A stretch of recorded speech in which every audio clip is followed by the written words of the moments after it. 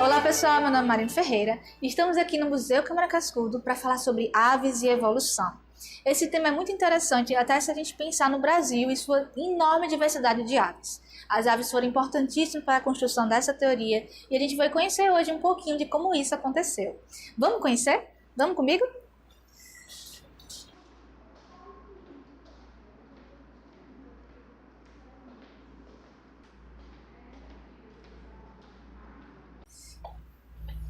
Então, pessoal, vamos falar um pouquinho mais das aves e da evolução agora? Então, essa discussão sobre a origem dos animais, sobre a origem da vida, é algo que permeia o ser humano há muito tempo. Desde a Grécia se estudava os animais e procurava saber como é que tinha acontecido a origem desses animais. Existiam principalmente dois grupos que se permaneceram por muito tempo. O grupo dos fixistas, que acreditavam que os animais que existiam aqui eram sempre os mesmos e que eles nunca mudavam, e os grupos dos transformistas, que acreditavam que, na verdade, eles podiam ter vindo de uma origem diferente e poderiam ter mudado ao longo do tempo. Então, os fixistas, quando viam um fóssil, por exemplo, eles não achavam que era um ser que poderia não ter mais na Terra. Eles achavam que era um ser que vivia em algum lugar remoto e que a gente nunca tinha visto. Já imaginou você achar um fóssil de dinossauro e imaginar que ele existia? Pois é, para eles, essa era uma realidade. Então, essa ave aqui que vocês estão vendo é uma miniatura de uma ave pré-histórica que existiu aqui no Brasil. E ela era conhecida como ave do terror. O seu fóssil foi descoberto em 1982. Ela tinha 2 metros de altura. Imagina uma ave dessa com 2 metros de altura. Pois é, para os fixistas, eles acreditariam que talvez essa ave existisse na Amazônia em algum lugar remoto. Mas para os transformistas, não. E começou a se estudar esses fósseis, essas evidências de seres que não se viam na Terra. E o Georges Cuvier foi um dos primeiros fixistas, veja só, ele era fixista, mas a levantar a hipótese de que aqueles fósseis talvez fossem de animais que não existissem mais. Então, por mais que existissem evidências, né, dos fósseis e pessoas que dissessem esse animal não existe mais, essa disputa permaneceu por muito tempo. Até no Antigo Egito, essa discussão foi levada a sério. No Antigo Egito, existia mitologia de deuses metade homem e metade animais. Então, essa ideia do fixismo e do transformismo também era discutida quando se pensava nessa mitologia.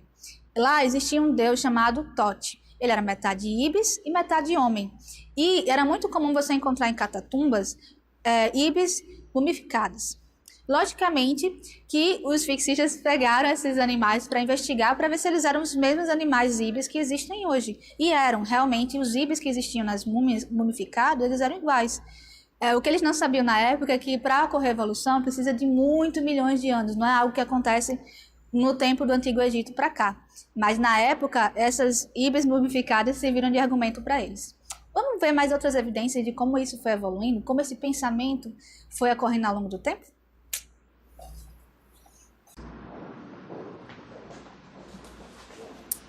Então, pessoal, essa discussão sobre fixistas e transformistas e da onde realmente surgiu os animais que a gente existe hoje e toda a sua diversidade continuou por muito tempo. Muitos estudiosos começaram a se aprofundar nesse tipo de análise e, observando o ambiente, eles começaram a analisar os padrões de diversidade de animais no mundo. O Charles Darwin, que foi um naturalista britânico, e o Wallace, que também era outro naturalista britânico, também se lançaram a essa empreitada de tentar entender como é que os animais que existem hoje chegaram ao que são. Então, além de fazer estudos através desses levantamentos, dessas outras pessoas como o Cuvier, e também através de estudos em casa e também do seu ambiente natural, eles começaram a empreender viagens pelo mundo. E através dessas viagens pelo mundo, eles começaram a compreender melhor como é que essa distribuição dos organismos acontecia e como é que isso poderia realmente acontecer na prática. Fugindo um pouco da ideia do fixismo, né? Eles eram mais transformistas, tinham uma mente mais aberta nesse sentido. E o Charles Darwin, em uma das suas viagens pela América do Sul, ele analisava muitos animais, muitos padrões de distribuição de animais, comportamento, ele fazia desenhos e observações. E um desses grupos de animais que ele analisava eram as aves. Então a ema, a ema comum, que é uma ave muito comum aqui na América do Sul, é uma das aves que ele observou. E durante a sua viagem para a Patagônia, ele foi informado que existia outra espécie de ema rara, de menor porte, e ele ficou se perguntando como é que poderia existir 2 espécies de ema e se de repente uma espécie de ema poderia dar origem a outra. Felizmente, ele teve a sorte de uma das pessoas do barco capturar essa ema rara e fazer um ensopado. Mas ele teve a sorte de pegar os restos dessa ema, que foi servida, e entregar para um especialista de aves, que comprovou que era outra espécie de ema. E essas evidências que ele foi coletando em campo ajudou ele a fazer questionamentos. Será que uma espécie dá origem a outra? Né? Realmente surgindo ideias que iriam contribuir para a formação da sua teoria da evolução e a ideia da seleção natural. Então, a gente vai dar continuidade agora e vai falar um pouquinho sobre os experimentos que o Darwin fazia na sua casa. Vamos lá? Então, pessoal, o Darwin, ele, como eu falei antes, ele também estudava em sua própria casa, ele fazia experimentos em casa com diferentes tipos de animais. Um dos animais que ele estudou muito foi os pombos. Ele ficava curioso em entender como é que, a partir de uma espécie de pombo selvagem, os homens, através do cruzamento, criavam raças diferentes, com características muito diferentes. Então, ele começou a fazer isso em casa, ele mesmo, intervindo nessa seleção, que ele depois veio chamar de seleção artificial, e ele percebeu que isso era análogo ao que acontecia na natureza. Através de pensar naquela ideia do crescimento populacional de maltos, ele entendeu que nasciam mais indivíduos na natureza do que aqueles que se reproduziam e conseguiam passar seus genes adiante, que conseguiam sobreviver. Não todos os animais que nasciam sobreviviam. E por que isso acontecia? Porque existia uma variedade, na natureza existe variedade.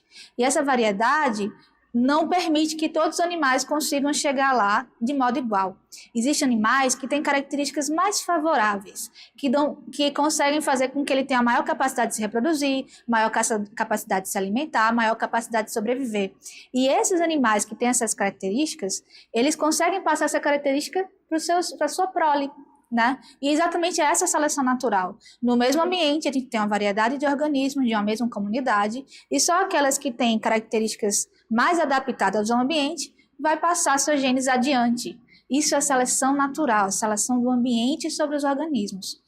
E é exatamente isso, quando isso acontece a longo prazo, e esses animais que conseguem passar seus genes adiante acabam trazendo características diferentes para a população como um todo, isso ocorre a evolução. A evolução é exatamente quando há mudança no fluxo gênico de uma população. Exatamente devido ao quê? A essa seleção natural. Então, por exemplo, eu estou num ambiente que tem vários animais com tamanhos de asas diferentes, uma espécie de ave com asas diferentes. Mas aí existem aqueles animais que têm um tamanho de asa mais ideal para aquele ambiente. E aí, ao longo do tempo, vai acontecer que essa característica vai se tornar mais comum, que essa espécie ela vai evoluir.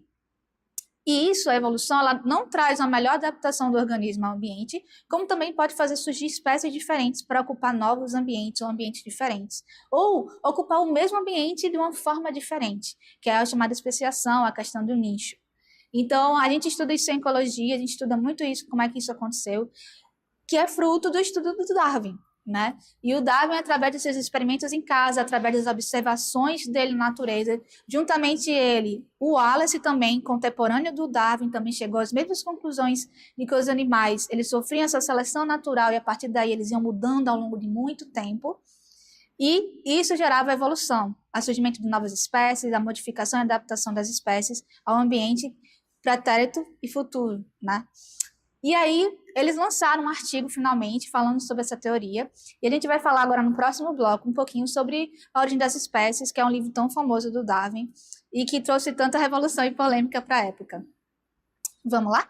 Então, pessoal, como eu estava falando, o Darwin ele foi o pai do naturalismo. Ele, através de seus experimentos com os pombos, através de suas observações nas suas viagens de barco pelo mundo, vendo emas, vendo pássaros, vendo animais muito diferentes, ele chegou à conclusão que eles estavam sob a pressão da seleção natural, sob a pressão de sobreviver, e que isso poderia levar ao longo do tempo à evolução, à mudança gênica, à mudança de características, ao surgimento de novas espécies.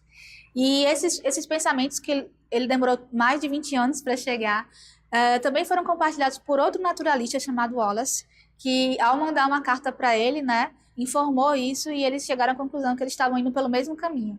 Então eles publicaram depois um artigo científico, publicando isso para a comunidade científica como um todo. Lógico que isso não foi aceito de bom grado por toda a comunidade, principalmente para os fixistas que não acreditavam na mutabilidade dos animais. Mas, dia após dia, anos após anos, várias outras comprovações ajudaram a mostrar que a teoria da evolução era uma teoria realmente comprovada. E depois que ele lançou o artigo junto com Wallace, ele também lançou A Origem das Espécies, que mostra todo o relato e observações que ele teve todos esses anos e que levou ele a essa teoria, a essa conclusão, e a mostrar que os animais estavam sempre sob essa pressão do ambiente e suscetíveis a mudanças, suscetíveis a se extinguir, né? Que era a coisa que o Cuvier já tinha falado há um tempo antes, e que a gente tem toda essa diversidade de animais graças a esses processos naturais. Agora a gente vai falar de algumas evidências que surgiram depois que o Darwin e o Wallace publicaram e que sim estão relacionadas a aves, como vocês vão ver agora. Vamos teleportar para lá? Então, pessoal, vamos agora falar de uma descoberta que aconteceu apenas 2 anos após o lançamento do livro A Origem das Espécies. Muita comunidade científica era contra essas ideias transformistas que o Darwin pregava ou que ele acreditava.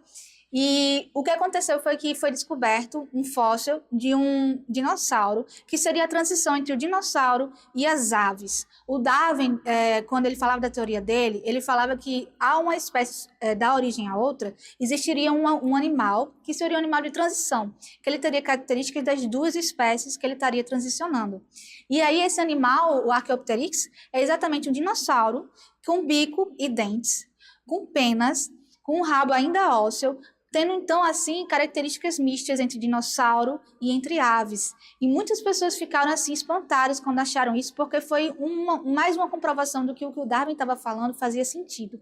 Mas mesmo assim, ainda existia um grupo de pessoas que diziam que, na verdade, o fato de ter esse dinossauro que tem características mistas e do fato das aves compartilharem características dos dinossauros, que seriam uma amostra da evolução, seriam só uma questão de convergência. Eles estariam no mesmo local, estariam sofrendo as mesmas pressões ambientais e, por isso, teriam características semelhantes. Mas ainda outra descoberta, outra descrição entre dinossauros e aves é que realmente vai ter um impacto maior de alicerçar melhor a teoria da evolução e fazer as pessoas acreditarem nisso, logicamente, mais uma vez, com o dedo das aves, como a gente vai ver. Vamos para lá?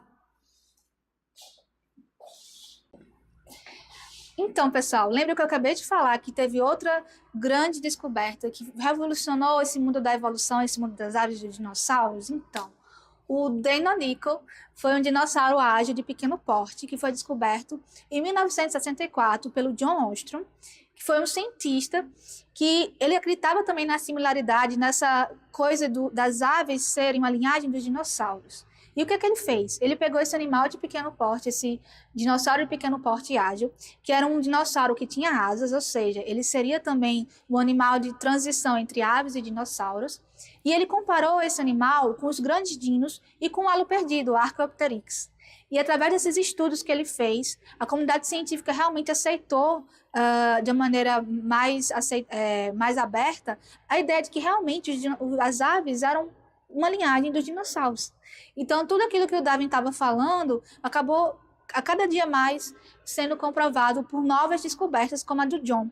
Depois dessa descoberta do John, outros dinossauros encontrados na China também começaram a corroborar dessa semelhança e dessa derivação das aves dos dinossauros, né? Juntamente com isso, descobertas moleculares também comprovaram isso.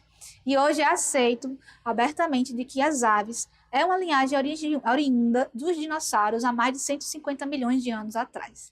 Então, realmente, as aves elas foram um papel importantíssimo durante toda a construção do estudo da teoria da evolução, de Darwin, de Wallace e de muitos outros estudiosos, né, ao longo do tempo. E hoje a gente entende como é que acontece isso, que a seleção natural está selecionando os mais aptos a sobreviverem e passarem seus genes adiante. E esses animais, ao longo do tempo, podem mudar a frequência gênica, né, da sua população, fazendo com que a característica que antes era uma coisa restrita a poucos indivíduos se torne comum a toda uma população, possa dar origem a novas espécies mais adaptadas ao ambiente. Eu espero que vocês tenham gostado dessa aventura. A gente vai fazer também um vídeo sobre aves, mostrando o que são aves, quais são as características mais diferentes desses animais. E não deixe de vir aqui no Museu do Cana Cascudo, continue acompanhando o nosso canal e dê um joinha. Até mais. Tchau!